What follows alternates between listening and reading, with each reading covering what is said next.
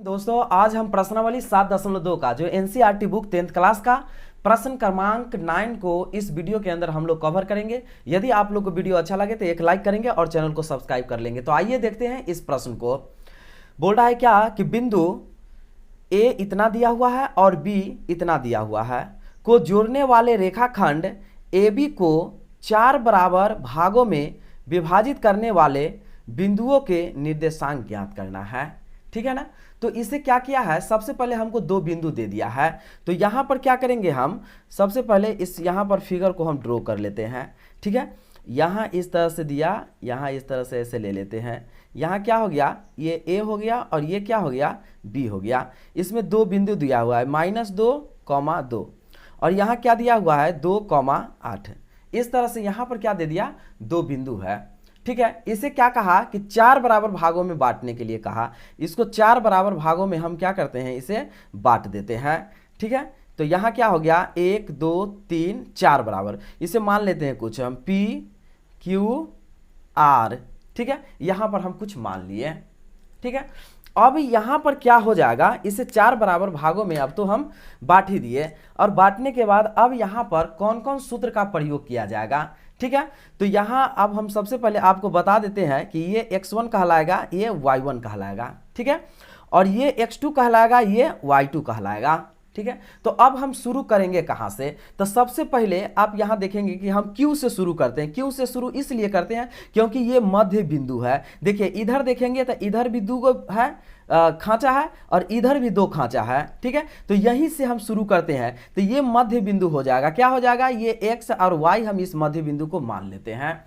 ठीक है ना। तो सबसे पहले सूत्र हमको किसका लगाना पड़ेगा, तो यहाँ लिखेंगे सबसे पहले हम क्या, Q के निर्देशांक, Q के निर्देशांक मध्य बिंदु, Q के निर्देशांक मध्य बिंदु।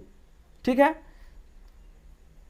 Q के निर्देशांक मध्य बिंदु। तो मध्य बिंदु का हम सूत्र लगा लेंगे। तो देखिए मध्य बिंदु का सूत्र क्या होता है, यहाँ x1 प्लस x2 बट्टे 2 हो गया और y1 प्लस y2 और बट्टे 2 हो गया।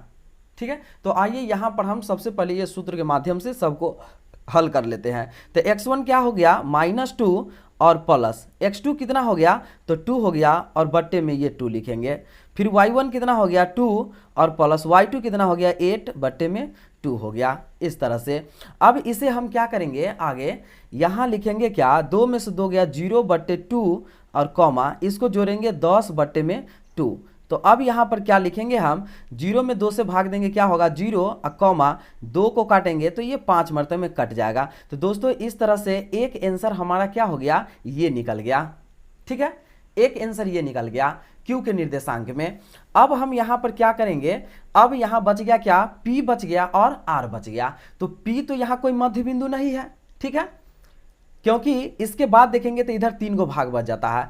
R भी कोई मध्य बिंदु नहीं है, इसके बाद देखेंगे तो इधर हमको 3 गो बिंदु बच जाता है, इधर 1 बच जाता है। ठीक है, तो इस तरह से क्या करेंगे हम, अब P के निर्देशांक यहाँ पर निकालेंगे। तो यहाँ क्या करते हैं, इस चीज को यहाँ पर हम लिख लिए हैं और इसको रख देते हैं। ठीक है, तो यहाँ अब हम निकालेंगे क्या, P के निर्देशांक निकालेंगे। तो यहाँ लिखेंगे अब लिखेंगे P के निर्देशांक, P के निर्देशांक लिखेंगे तो क्या लिखना पड़ेगा यहाँ पर, विभाजन सूत्र से, विभाजन सूत्र से। ठीक है, तो यहाँ हम ये देखेंगे कि विभाजन सूत्र होगा क्या।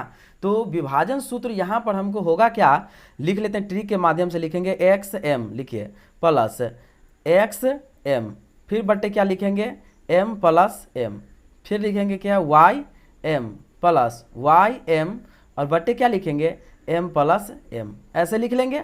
और यहाँ क्या करेंगे 12, 21, फिर लिख देंगे 12, फिर लिखेंगे 12, 21 और 12। इस तरह से हमारा सूत्र हो गया। अब यहाँ जो सूत्र जो हमारा तैयार हो गया, तो अब इसे हमें क्या करना है, इसमें हमको जब विभाजन सूत्र का प्रयोग करेंगे तो इसमें m1 m2 का हमको जरूरी पड़ेगा, मतलब अनुपात का जरूरी पड़ेगा। ठीक है ना, तो अनुपात का जरूरी जब हमको पड़ेगा तो हम क्या करेंगे, देखिए यहाँ x1 y1 पता है, x2 y2 हमको यहाँ पर पता है। तो जब हम P बिंदु का जब निकालेंगे, P बिंदु जब निकालेंगे तो यहाँ देख लेंगे कि P से पहले कै गो खांचा था, एगो है, क्या है, एगो खांचा है, इसका मतलब क्या हो जाएगा, m1 क्या हो जाएगा, तो 1 हो जाएगा। और p के बाद कै गो खांचा है, तो 3 गो खांचा है, तो m2 बराबर क्या हो जाएगा, 3 हो जाएगा। तो यही m1 और m2 हमको यहाँ पर प्रयोग करना है, किसके लिए, बिंदु p निर्देशांक के लिए। तो अब यहाँ पर बैठा लेते हैं हम लोग सूत्र के माध्यम से। तो क्या हो गया, x1 कितना हो जाएगा, तो x1 हो जाएगा -2 गुने m2 कितना हो जाएगा 3 प्लस x2 कितना हो जाएगा 2 गुने m1 1 और बट्टे में क्या हो जाएगा, तो 1 + 3 कॉमा, फिर y1 कितना हो जाएगा, तो 2 गुने m2 कितना हो जाएगा, तो 3 प्लस y2 कितना हो जाएगा 8 गुने 1 और बट्टे में क्या हो जाएगा 1 प्लस यहाँ पर 3। अब यहाँ पर क्या लिखेंगे हम, यहाँ पर -6 + 2 और बट्टे में क्या 4, फिर कॉमा 3 दूनी 6 + 8 और बट्टे में क्या होगा यहाँ 4। तो इस तरह से अब हम क्या कर लेंगे, यहाँ पर ये हो जाएगा -4 बट्टे 4 कॉमा 8 × 14 बट्टे में 4। अब 4 से 4 कट जाएगा 1 मरतबे में, यहाँ 2 दूनी 4 और 2 × 14। तो इस तरह से क्या आ गया, -1, 7 बट्टे 2 आ गया। तो यहाँ ये क्या निकल गया हमको, यहाँ पर निकला क्या, बिंदु P के निर्देशांक, बिंदु P के निर्देशांक, ठीक है। तो बिंदु P के निर्देशांक क्या निकल गया आंसर, -1, 7 बट्टे 2। ये बिंदु P के निर्देशांक दूसरा आंसर निकल गया, ठीक है ना। अब हमें क्या करना है, अब हम लोग को यहाँ पर R के निर्देशांक निकालना है। किसके निर्देशांक निकालना है, तो R का निर्देशांक निकालना है। तो अब R के निर्देशांक हम लोग कैसे निकालेंगे, यहाँ पर विभाजन सूत्र के माध्यम से, ठीक है। तो R के निर्देशांक यहाँ आप देखेंगे तो लिखेंगे अब क्या, यहाँ पर R के निर्देशांक, R के निर्देशांक, ठीक है। तो R के निर्देशांक लिखेंगे तो हम विभाजन सूत्र से लिखेंगे, क्या, विभाजन सूत्र से, ठीक है ना। तो विभाजन सूत्र से, तो विभाजन सूत्र से जब लिखना पड़ेगा तो विभाजन सूत्र क्या होता है ऐसे m(x) फिर प्लस क्या होगा m(x) और बट्टे में लिख सकते हैं m + m, ठीक है, कॉमा, फिर लिखेंगे क्या my + my और बट्टे में क्या होगा m + m। ऐसे हो गया। इसमें क्या करेंगे हम 12 21 लगाएंगे, 12 21 लगाएंगे, ये सूत्र तैयार हो गया। 12 21 लगाएंगे और ये सूत्र इसमें तैयार हो गया, ठीक है। तो अब यहाँ पर देख लेंगे हम कि हमको जरूरी अब होगा क्या क्या चीज़ का, ठीक है। तो यहाँ देखिए x1 y1 तो हमको पता ही है, लेकिन इसमें R के निर्देशांक निकालने के लिए हमको m1 m2 का जरूरी पड़ जाएगा, ठीक है ना।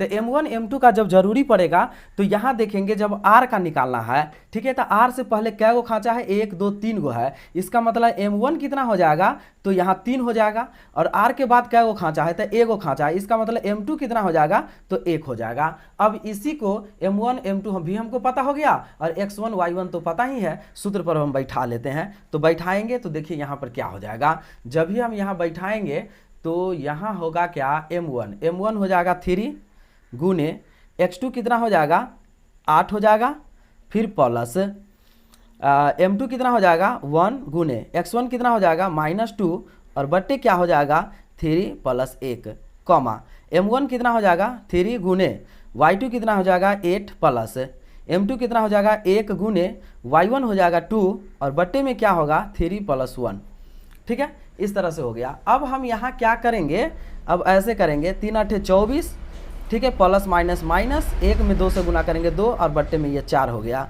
फिर यहाँ हो जाएगा 8 3 24 और प्लस यहाँ 2 और बट्टे में क्या हो जाएगा ये 4 हो जाएगा, ठीक। अब इसे क्या करेंगे, जब घटाएंगे तो क्या होगा 22 और बट्टे में 4 कॉमा इसको 26 और बट्टे में 4 हो जाएगा। अब इसको काटेंगे तो 2 से ये कट जाएगा और ये 11 मरतबे में, ये कटेगा कितना 13 मरतबे में और ये 2 मरतबे में। तो इस तरह से क्या आ गया 11/2 और कॉमा 13/2 आ गया। तो यहाँ जब हम देख रहे हैं तो R के निर्देशांक, ठीक है, तो लिखेंगे R के निर्देशांक